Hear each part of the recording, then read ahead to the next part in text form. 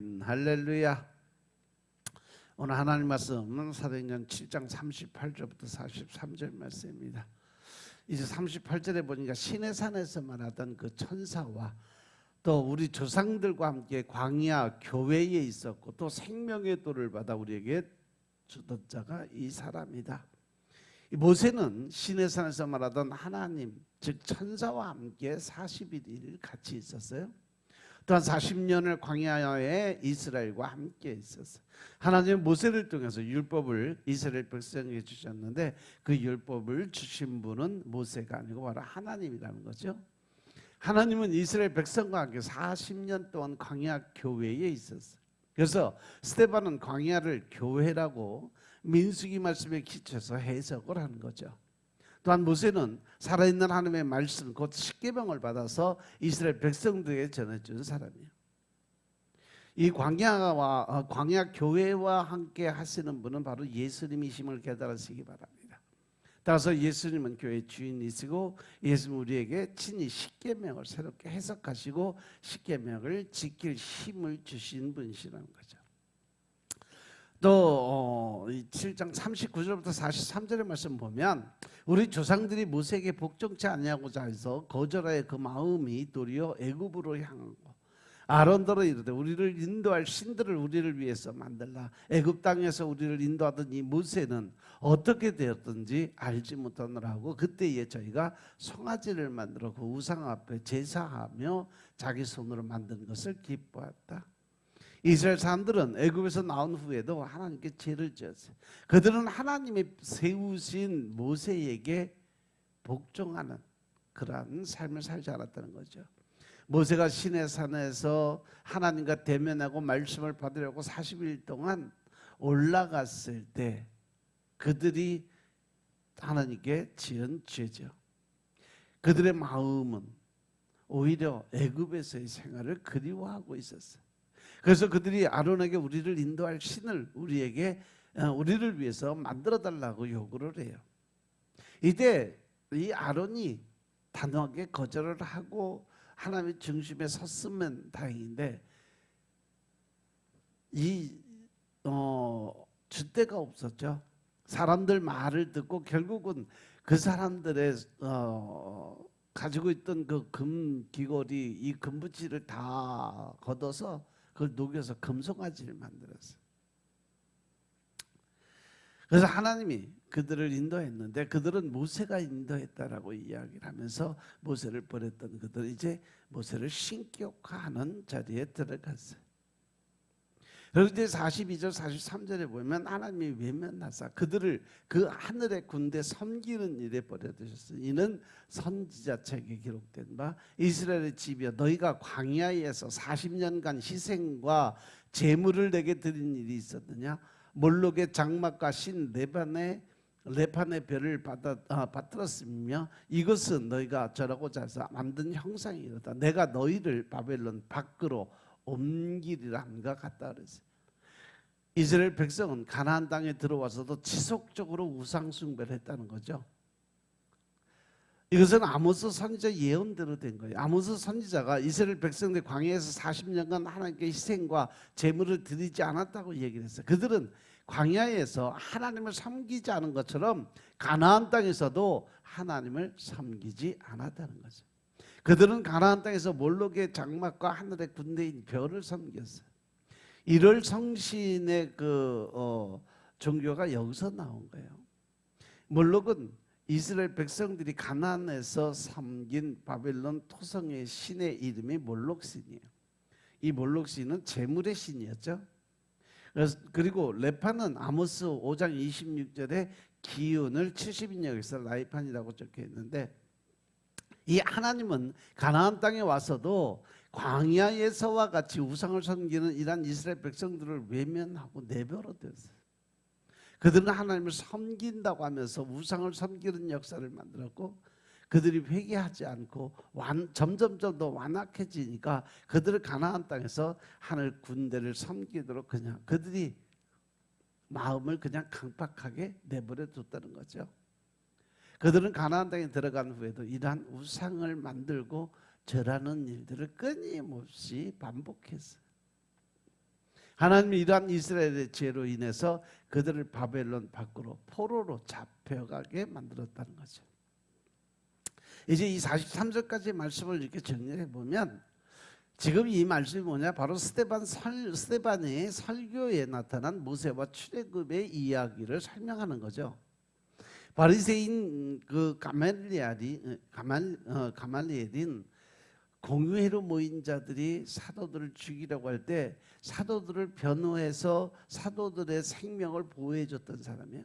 그런데 이 스데반 일에 대해서는 공회로 모인 자들이 스데반을 향해 돌을 던졌을 때 가말리엘이 침묵했어요. 같은 장소에서 같은 사람에게 재판을 받았는데 가말리엘은 사도들은 도와주고 스데반은 돕지를 않았어요. 이 가말리엘이 누구요? 누구의 스승이요? 사도 바울의 스승이에요. 그래서 자기가 그때 당시에 최고의 학부였고 이 가말리엘이 가장 유명한 학자였어요. 그래서 이 문화생들은 대우를 받았던 최고의 학부를 가졌던 사람들. 그 가말리엘이 스데반을 돕지 않는 이유가 무엇일까? 또한 스데반은 어떤 말을 했기 때문에 돌에 맞아 죽었을까?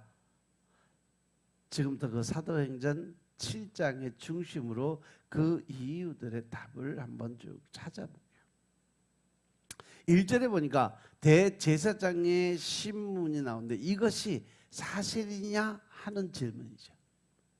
산헤드린 공회에 잡혀온 스데반이 재판이 시작됐어. 대제사장은 스데반에게 이것이 사실이냐 물었어. 여기서 말하는 사실은 바로 이 앞에 매수된 자들의 증언의 말에 대해서 답을 요구하는 거예요. 공회로 모인 자들은 돈을 주고 거짓 증언할 사람들을 고용했어요. 대제사장들이죠. 그래서 가말리엘의 변호로 더 이상 교회를 핍박할 수 없기에 새로운 문제를 만들어서 교회를 박해하려고 작정을 한 거죠. 이때 그들이 들고 나온 문제가 성전과 율법에 관한 이야기예요.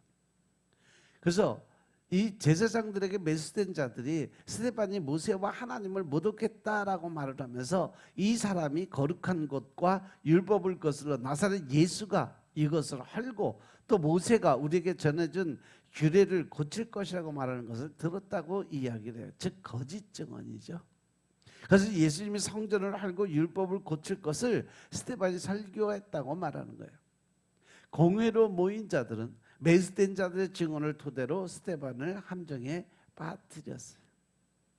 그래서 성전과 율법에 대한 설교가 사실이라 말하면 과거에도 성전을 빌미로 예수님을 십자가에 못 박은 것처럼 스데반을 죽일 수 있는 명분이 세워지고 만약에 성전과 율법에 대한 설교가 사실이 아니라고 말을 하면 스데반이 스스로 예수님을 부인한 것이 되기 때문에 교회의 성장이 멈추게 된다는 거죠.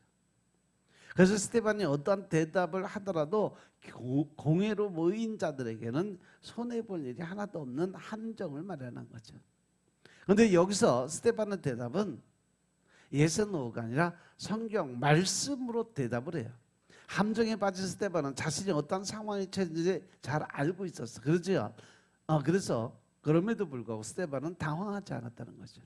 천사의 얼굴로 스데반은 입을 열어서 공회로 모인 자들을 향해서 여러분 부형들이여라고 대답을 해요. 여기서 부형이란 단어가 형제들과 아버지란 단어예요. 스데반은 자신을 공경에 빠뜨린 자들을 형제와 아버지라고 이야기를 해요. 스데반이 이렇게 말한 이유는 비록 자신이 히브리파 유대인으로 구성된 산헤드린 공회와 다른 헬라파 유대인이지만 그도 역시 아브라함의 후손이고 율법을 의지하고 성경을 바탕으로 살아간다 말하기 위해서 이야기를 했어요. 실제로 이어지는 스데반의 변증이 이러한 사실을 잘 보여줘요. 스데반은 아브라함에 대한 이야기로 그의 변증을 시작을 해요. 이러한 모습은 공회에 모인 자들을 고려한 그런 결과적인 이야기죠. 누가복음과 마태복음이 소개하는 예수님의 족보는 이러한 사실들을 잘 보여줘요. 사도행전의 저자인 누가가 누가복음을 통해서 예수님의 족보를 소개하면서 그 출발을 아담을 넘어 하나님으로 소개를 해요. 그에 반해서 마태는 마태복음을 통해서 예수님의 족보를 소개하면서 그 출발을 아브라함부터 시작을 해요. 이방이었던 누가는 예수님을 온 세상의 구주로 소개할 의도를 가졌고, 유대인이었던 마태는 예수님을 유대인의 왕으로 소개할 의도가 있었기 때문에 서로 주장하는 바가 틀렸던 거죠. 이러한 의도를 반영하던 아브라함에서 시작되는 스데반의 설교는 철저하게 히브리파 유대인으로 구성된 산헤드린 공예를 목표로 한 변증으로 이해가 될 수가 있다는 거죠. 그래서 스데반 집사가 아브라함을 약속의 땅으로 부르시는 하나님을 소개했어요. 아브라함이 하란에 있기 전 메소포타미아에 있을 때 영광의 하나님이 아브라함에게 나타나서 내 고향과 친척을 떠나 내가 내게 보일 땅으로 가라 명령했다라고 이야기를 했어요. 그리고 아브라함이 갈대아 사람의 땅을 떠나서 하란에 거하다가 그의 아버지가 죽음에 하나님이 그를 거기서 지금의 이스라엘 땅으로 옮겨주셨다고 말을 했어요. 갈대아 사람의 우르 땅에서 하란을 거쳐 약속의 땅으로 이동한 아브라함을 소개한 거죠. 그 후에 약속의 땅에 도착한 아브라함의 삶을 소개해요. 하나님은 아브라함을 약속의 땅으로 불렀지만 아브라함에게 발붙일 땅을 유업으로 주지 않았다라고 기록을 했어요. 다만 약속의 땅을 자식도 없는 아브라함과 그의 후손에게 주시겠다고 약속만 해주셨던 부분이에요. 그리고 그 약속을 따라서 태어날 그의 후손은 다른 땅에서 나그네가 돼서 그 땅 사람들이 종으로 삼아서 400년 동안을 괴롭게 할 거고, 종 삼는 나라는 하나님이 심판해서 그 후에 이스라엘이 종 삼은 나라를 나와 약속의 땅에서 하나님을 섬기게 될 거라고 이야기를 한 거죠. 즉 스데반 집사는 지금 출애굽기에 나와 있는 이 율법의 말씀을 그대로 자기가 체험하지도 않는데 체험한 것처럼 지금 설명을 하고 있어요. 어떻게? 그 안에 누가 들어왔으니까 성령님이 임하셔서 스데반 집사는 알지도 못하고 보지도 못했던 그 일들을 그 성령님이 대신 말하는 거, 그걸 통해서 이야기를 해주고 있는 거예요. 쉽게 말하자면 하나님은 아브라함에게 땅을 주지 않았지만 그의 후손이 400년의 종살이를 끝낼 때 땅을 얻어서 하나님을 섬기게 될 거라고 말씀을 하셨다는 것이 나중에 이제 가나안 땅에 들어가서 결과적으로 나와요. 이런 하나님의 약속은 할례의 언약에 따라 아브라함을 거쳐 이삭과 야곱에게 전해졌고, 야곱은 이스라엘의 12지파가 될 12아들을 낳게 돼요. 그 12아들 가운데 라헬의 아들인 요셉은 형들의 시기를 받아서 애굽에 팔려갔고, 하나님은 애굽에서 살게 된 요셉과 함께해서 그를 모든 환난에서 건져내 주시고 애굽 왕 바로 앞에서 은총과 지혜를 주시고, 바로가 그를 애굽과 자기 온 집의 통치자로 세우게 만들어줬죠. 요셉이 애굽의 통치자가 됐을 때 애굽과 가나안 땅에 흉년이 들었어요. 요셉을 팔았던 야곱의 아들들은 곡식을 구하기 위해 애굽을 찾았고, 그곳에서 그들이 팔았던 요셉을 만나게 돼요. 이제 창세기로 다시 넘어간 이야기들. 이때 요셉은 복수의 마음이 아닌 용서의 마음으로 형들을 용서했고, 요셉의 초대로 야곱과 온 친족 75살이 모두 애굽에 살게 됩니다. 그리고 애굽에 살게 된 야곱과 그의 친족들은 모두 애굽에서 죽었고, 야곱은 죽은 후에 세겜으로 옮겨져서 아브라함이 세겜 하몰의 자손에게서 은으로 값주고 산 무덤의 장사가 되게 되죠. 하나님이 아브라함에게 약속한 대로 아브라함의 후손들은 다른 땅에서 나그네가 되어 종으로 400년을 살았어요. 이스라엘 백성들은 애굽에서 번성했지만 요셉을 알지 못하는 왕이 등장해서 결국 괴로움을 겪어야 됐고, 특히 어린아이들을 내버려서 살지 못하게 했는데, 이때 하나님이 보시기에 아름다운 누가 태어났어요? 어제 얘기했죠? 모세가 세상에 태어나게 됩니다. 그가 바로의 아들로 길러져서 애굽 사람의 모든 지혜를 배우고 그의 말과 하는 일들이 능하게 되었다라고 기록이 되어 있어요. 그리고 모세의 나이 40이 되었을 때 그 형제 이스라엘 자손을 돌볼 생각으로 애굽 사람을 쳐 죽이게 되는데, 도움받은 이스라엘 백성들은 도리어 모세를 밀어내고 누가 너를 관리와 재판장으로 우리 위에 세웠느냐고 말하면서 애굽 사람을 죽인 것 같이 또 나를 죽게 하느냐고 오히려 만천하에 모세가 살인자라는 걸 공표를 하게 돼요. 모세는 이 말이 계기가 돼서 결국 애굽 군대에 쫓기게 되고 애굽을 떠나서 미디안 땅으로 이제 출발을 하게 되죠. 그것은 아들을 둘을 낳고 40년을 보낸 후에 시내산 광야 가시나무 떨기에서 하나님을 만나 출애굽의 역사가 시작이 되는 장점이 보여져요. 그리고 이스라엘 백성들은 누가 너를 관리와 재판장으로 세웠냐 하면서 거절했지만 하나님은 가시나무 떨기 가운데에서 보이던 천사의 손으로 관리와 속량하는 자로 모세를 택해서 보내줍니다. 이 애굽에 도착한 모세가 이스라엘 백성들을 이끌고 애굽을 나와서 홍해와 광야에서 40년간 기사와 표적을 행했어. 그리고 이스라엘 백성들 향해서 하나님이 너희 형제 가운데서 나와 같은 선지자를 세울 것이라고 선포를 했고 시내산에서 천사와 함께 했고 이스라엘 백성들과 함께 광야 교회에 있었고 살아있는 하나님의 말씀을 받아 이스라엘에게 직접 전해주는 사도의 역할을 감당했어요. 하지만 이스라엘 백성들은 모세에게 순종하고 복종하지 않았고 이를 거절하고 그 마음이 애굽으로 향했다. 즉 과거의 생각에 묶여 있어요.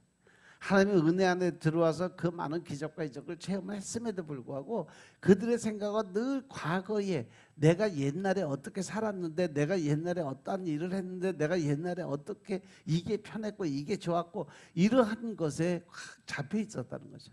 그것뿐만 아니라 모세가 산에서 좀 늦게 내려올 때 아론으로 우리를 인도할 신들을 우리를 위해서 만들어 달라고 요구함으로 금송아지를 만들었고 하나님을 섬긴다고 말했지만 실제는 다른 신을 섬기는 그러한 삶을 살았어요. 그런데 지금 이 시대도 보면요, 우리가 예수 믿는다고 하면서도 세상 우상을 섬기는 사람들 얼마나 많은지 몰라요. 무당들 얘기 들어보면 손님의 3분의 2가 예수 믿는 사람들이래요. 거기에 뭐 장로, 권사, 뭐 집사 기본이고 목사들도 찾아온대요. 바로 이스라엘 백성들이 지금 살은 모습이 바로 그 모습이라는 거예요. 그래서 이스라엘의 마음이 하나님을 향하지 않았지만 그럼에도 하나님은 모세에게 증거의 장막을 보여주고 그것을 만들어 이스라엘 가운데 거하게 됐어요. 이 장막은 하나님이 그들 앞에서 쫓아내신 이방인의 땅을 점령할 때 여호수아와 함께 가지고 들어갔고 다윗 때까지 이스라엘 가운데 있었어요. 이것이 바로 뭐예요? 법궤였죠. 장막이 다윗 때까지만 이스라엘 가운데 있었던 이유는 다윗 때에 다윗이 하나님 앞에서 은혜를 받아서 야곱의 집을 위해서 하나님의 처소를 준비하게 해달라고 요구했고 솔로몬이 이를 이어받아서 하나님을 위해서 하나님의 집을 지었어요. 이것이 바로 솔로몬의 성전이죠. 예루살렘 성이요. 광야의 장막이 이스라엘 땅에서 성전으로 대체가 되는 장면이었어요. 하지만 성전이 지어졌음에도 하나님은 처음부터 성전에 거하지 않는다라고 말씀하셨어요. 지극히 높으신 이는 손으로 지으신 곳에 계시지 않았다는 것이죠. 하나님이 뭐라고 말씀하셨냐면 하늘은 나의 보좌고 땅에 나의 발등상이니 너희가 나를 위해서 무슨 집을 짓겠으며 나의 안식할 처소가 어디 있느냐. 이 모든 것이 다 내 손으로 지은 것이 아니냐라고 말씀하셨어요. 이제 스데반이 전한 내용을 시대별로 정리해 보면 가장 먼저 나타난 것은 아브라함 때부터 요셉까지 이어지는 언약의 내용이고 두 번째는 모세를 중심으로 한 출애굽 사건이고 세 번째는 다윗에서 솔로몬으로 이어지는 성전의 이야기들이었어요. 스데반은 이것을 사실이냐라고 물은 대제사장에게 이 같은 세 가지 이야기를 통해 스스로를 변호를 하고 있는 중이죠. 사실 묻는 질문에 긍정도 부정도 아닌 성경 말씀을 설명하는 것으로 그의 답을 대신한 거예요. 그래서 질문에 답을 한 스데반은 이제 반격을 시작을 해요. 스데반은 공회로 모인 사람들을 향해서 목이 곧고 마음과 귀에 할례를 받지 못한 사람들아, 너희도 너희 조상과 같이 항상 성령을 거스른다라고 말을 하면서, 너희 조상들이 선지자들 중에 누구를 박해하지 아니하였느냐, 의인이 오시라고 예고한 자들을 그들이 죽였고 이제 너희는 그 의인을 잡아준 자요 살인한 자가 되었나니 너희는 천사가 전한 율법을 받고도 지키지 않았다라고 이제 정면으로 반격을 시작해요. 이 스데반 집사의 반격이 그가 부형이란 말한 자들을 목이 곧고 마음과 귀에 할례를 받지 못한 사람이라는 것으로 시작이 된 거죠. 목이 곧았다는 것은 그만큼 완고하고 고집이 센 사람을 의미하는 말이에요. 다른 사람이 어떤 말이나 하나님의 권면을 듣지 않는 그러한 사람들이었다라는 것으로 설명을 하는 거죠. 또한 마음과 귀에 할례를 받지 못한 사람은 육체로는 할례를 받았지만 정작 중요한 마음과 귀에 할례를 받지 못해서 하나님의 뜻을 깨닫지 못한 그러한 사람이다라는 뜻으로 이해가 될 수 있어요. 즉 스데반은요, 그가 부형으로 부른 자들이 하나님의 뜻대로 살지 않고 하나님의 뜻도 깨닫지 못한 사람들이었다라고 이야기를 한 거죠. 그 결과로 그들의 조상과 같이 항상 성령을 거스르는 것으로 나타났어요. 스데반이 설명한 것처럼 이스라엘 백성들은 이스라엘을 도우려 했던 모세를 거절했고 그들이 거절한 모세에게 애굽 사람을 죽인 것처럼 자신을 죽일 것인지 물었어요. 하나님의 도움을 갈망했던 자들이 하나님이 택한 모세를 거절한 그 모습을 설명해 준 거예요. 이러한 모습은 이스라엘 역사 속에 아주 수도 없이 많이 나와요. 이스라엘 백성들은 그들의 죄를 지적하고 하나님의 말씀으로 돌아올 것을 선포한 선지자들을 언제나 거절하고 박해하고 괴롭히고 죽이고 옥에 가두고 그러한 일을 주로 했던 사람들이에요. 그것 때문에 스데반은 너희 조상들의 선지자들 중에 누구를 박해하지 아니하였느냐, 의인이 오시리라 예고한 자들을 그들을 죽였고 이제 너희는 그 의인을 잡아준 자고 살인한 자라고 말했던 거예요. 말씀을 통해 드러난 조상들의 잘못된 선택을 예수님을 잡아 죽인 일로 공회로 모인 자들이 반복적으로 지금 너희가 똑같이 하고 있다라고 설명을 하는 거예요. 거기에 더해서 스데반은 공회로 모인 자들을 향해서 너희는 천사가 전한 율법을 받고도 지키지 아니했다라고 설명을 해요. 이러한 모습은 스데반 집사의 설명에서 나타난 이스라엘의 모습과 거의 일치한 모습이죠. 모세는 천사가 전해준 하나님의 말씀을 이스라엘 사람들에게 전해줬어요. 하지만 이스라엘 백성들은 천사가 전해준 말씀에 귀를 기울이지 않았어요. 도리어 이것을 거절하고 애굽을 그리워했고 금송아지를 만들어서 다른 신을 섬기 우상 숭배의 삶을 자처하고 살았다는 거죠. 그리고 스데반 집사를 공격하기 위해서 사람을 매수했던 공회로 모인 자들은 오히려 스데반 집사의 설명을 통해서 공격을 받기 시작을 해요. 매수된 사람들을 통해서 성전과 율법을 걸고 넘어지면 꼼짝없이 스데반이 궁지에 몰릴 거라고 생각했는데 천사의 얼굴을 하는 이 스데반 집사가 도리어 공회로 모인 자들을 궁지로 몰아가는 거예요. 성전과 율법으로 스데반을 죽이라고 했지만 스데반 집사의 설명을 듣고 나니까 성전과 율법으로 스데반은 죽일 수는 없다라는 것이 결론적으로 나오게 돼요.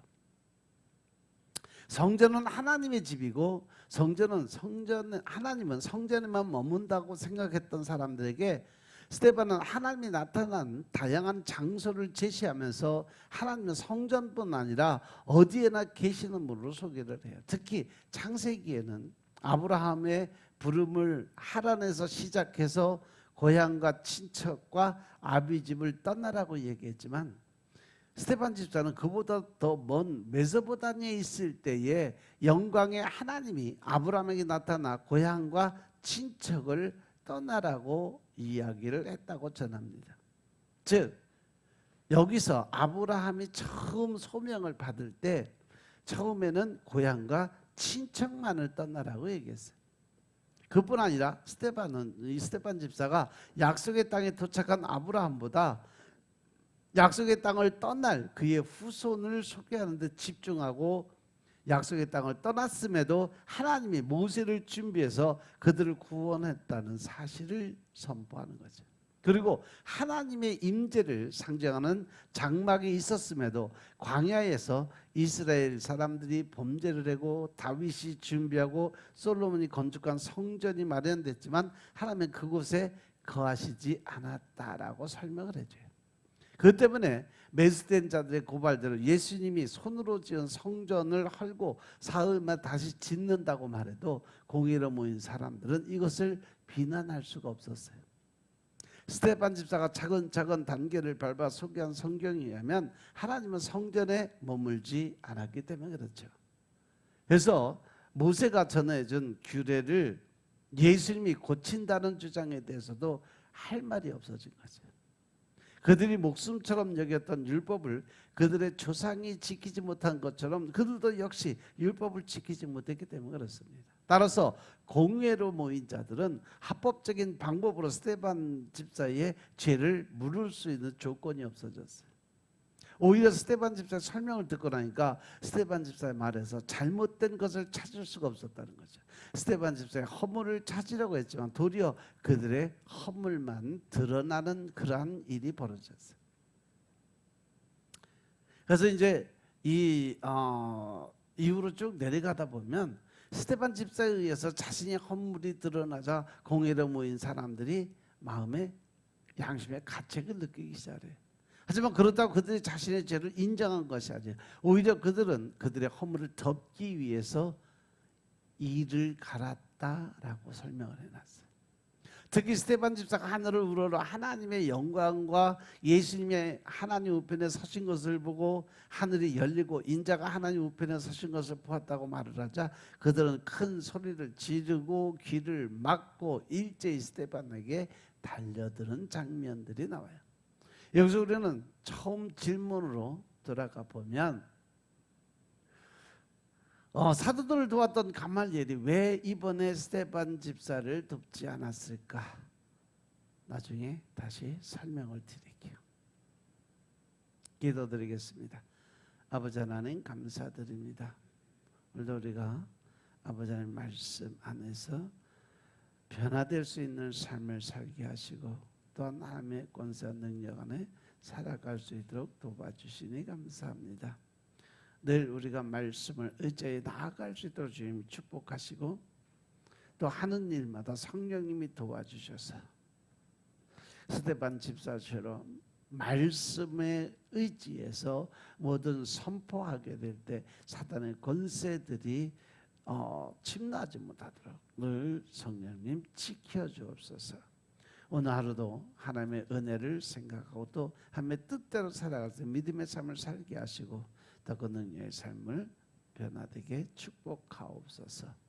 모든 말씀 우리 주 예수 그리스도의 이름으로 감사드리며 기도드려 싸움나이다. 아멘.